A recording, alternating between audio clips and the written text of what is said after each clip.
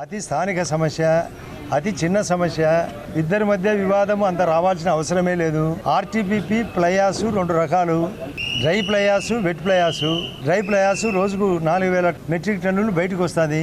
14 రకాల కంపెనీలు 416 రూపాయలు రేటుతో తీసుకొని పోతారు. ఎక్కడ సమస్య రాలే. మరొకటి వెట్ ప్లయాసు, కాంపౌండ్ వాళ్ళు బయట, అది పాండులో ఒక గుంతలో పడుతుంది. అది ఫ్రీ, లోకల్ అవసరాలకు, రోడ్ల అవసరాలకు, కొందరు ఫ్యాక్టరీల అవసరాలకు. మేము స్థానికులము దాని మీద పిఎం ఈజీపీ స్కీమ్ కానీ మేము ముద్రా లోన్ కింద కానీ తెచ్చుకునే ఫ్యాక్టరీలకు తోలుకుంటామని వాళ్ళు, లేదు నేను సరుకు దూరంగా ఎక్కడికో తీసుకుపోతానని జేసీ ప్రభాకర్ రెడ్డి గారు దానికి ఒక పెద్ద బహిరంగ లేఖ సీఎం గారు పిలిస్తే రాలేదు. వస్తే ఆర్గ్యుమెంట్ జరుగుతుంది.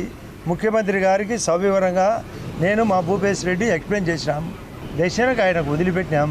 నాకు పూర్తి అవగాహన ఉంది. ఆయనకు లెటర్ రాసిన వాడు రావాలి కదా, పిలిస్తే స్వయంగా రాలేదు. ఆ విషయం చెప్పినాం. మాకే అవసరం ఉంటే అందులో అది వాటర్ ఉంటుంది, వాటర్తో అంత దూరం తీసుకుపోతే రోడ్లు కూడా పాడవుతున్నాయి. దాంట్లో భాగంగా మేము కొంత సప్లై చేసుకుంటామని వాళ్ళు అడుగుతారు.